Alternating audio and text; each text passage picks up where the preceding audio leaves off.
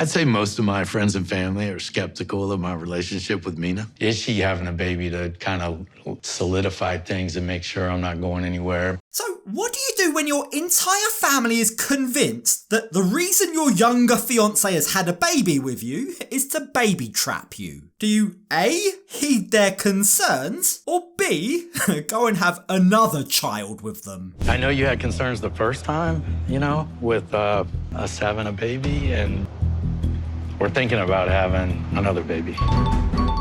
Now, one of the most fascinating couples on this new show has to be Mark and Mina. 58-year-old Mark has clearly done quite well for himself. He earns his living as a pilot, flying private jets. His clientele include a who's who of the rich and famous, and his job, naturally, takes him all over the world. And it's while abroad, on a trip to Paris back in 2019, that he met the stunning Mina. I walked into a restaurant and there was Mina, and we kind of locked eyes. I don't know why she was staring at me, because she'd probably pick any guy in the place. Look, let's not immediately jump to conclusions. Maybe, just maybe, Mina was genuinely struck by Mark's looks. I mean, yes, there is a whopping 23-year age gap between the pair of them, but for his age, Mark's not exactly bad looking, is he? He's not the handsomest guy I've ever seen, but he's not bad either. But I'm gonna go out on a limb here and say that his wealth, how deep his pockets go, definitely add to his appeal.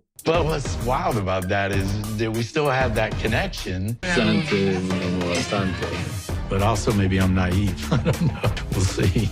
There is something very likeable about Mark. He seems sweet, if not, yes, very, very naive. He strikes me as the kind of guy who can't believe his luck. He can't believe that a younger, attractive lady is actually interested in him. And so, after 2 years of long-distance dating with Mina, Mark got down on one knee and proposed. And very, very soon after, they learned some life-changing news. You see Fiancé? So then, 6 months after we're engaged, she tells me she's pregnant.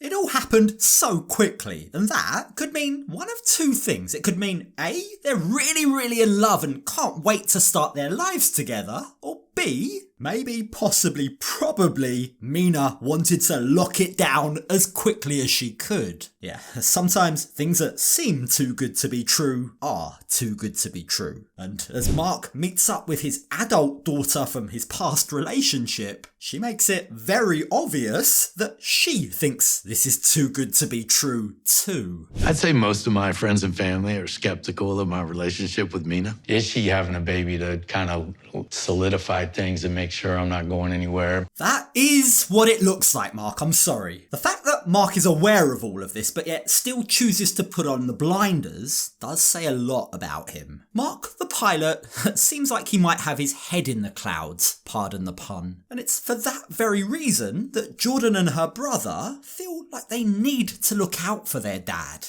My brother and I went to Paris to meet Mina and for the baby's baptism. Mina was 4 hours late to the party, kind of left my whole family there while she was getting glammed up. Sorry, 4 hours late? 1 hour you can maybe forgive, but 4 hours? The event is over by that point, isn't it?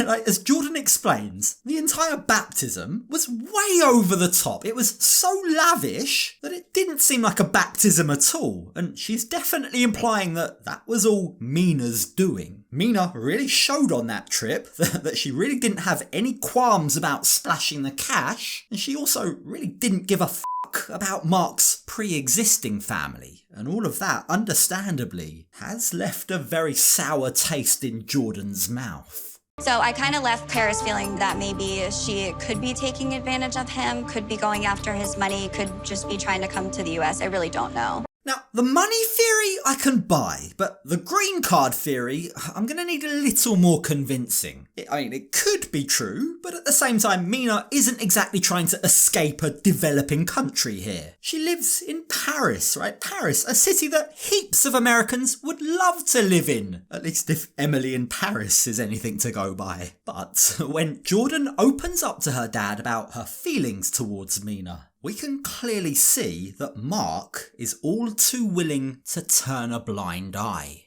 The last night that we were all there, we all went out to dinner Right. as a family, and she didn't come. It was kind of a, not to make an excuse, a hectic weekend. Jordan tries to make her dad see her perspective. She tries explaining to him that everything she saw when she was in Paris made it feel like she isn't exactly treating his family as though they're a priority. Now, keep in mind, that trip to Paris was the very first time that Mina and Jordan and the rest of the family were meeting each other. Like, I don't know about you, but showing up 4 hours late, deciding not to come at all, like, that all leaves a very bad impression. And first impressions count. You're meant to go out of your way to make a good first impression. Mina did the complete opposite, Jordan says. Like, what was the problem? Why could she not be bothered to make some time for us and go out for dinner with us? Doesn't exactly look good, does it? And yet, again, we see Mark making excuses. We see him ignoring all the red flags and acting like a love-struck fool. Honestly, it really surprises me because I thought everyone had a great time. It's hard to hear and talk about a little bit because I thought everything was good in Paris. Now, even though Mark is acting naive and oblivious, right, he does definitely care about his daughter. That much you can see. But Mina and his other child are also important to him, and he's hoping they can all get along. Sorry, Jordan, he says, they're not going anywhere anytime soon. And actually, in fact, we've even discussed adding to our brood. I know you had concerns the first time, you know, with us having a baby, and we're thinking about having another baby. Your wife may be 35, but do I need to remind you you're pushing 60, Mark? I mean, Mark's gonna be 70 before his kid gets to high school. He'll be 80 before he can share a beer with Maria. Does he really need to add another one? Another one. Another one. Another one. Another one. More to the point, is this really even something that he wants? Or is this all Mina's idea? And another one. I wanted to discuss it with you because she's thrown it out there like multiple times. I mean, I already accepted that you had one baby. I don't think I'm ready to accept you having another one yet. Now, this is where Jordan loses me, right? Should Mark be having another kid? Well, no, he shouldn't. But why is accepting a second child harder for her than accepting the first? Like, it doesn't really make all that much sense. I mean, is she concerned that her inheritance is being whittled away? Is that it? I can't quite get my head around her objection. What is one more at this point? I guess, it feels like it's coming from a place of insecurity, but also she's just looking out for her dad. I get that. She's clearly uncomfortable with her dad's relationship, right? She clearly doesn't like Mina. And who can blame her for that? The whole thing really does give off sugar daddy vibes, doesn't it?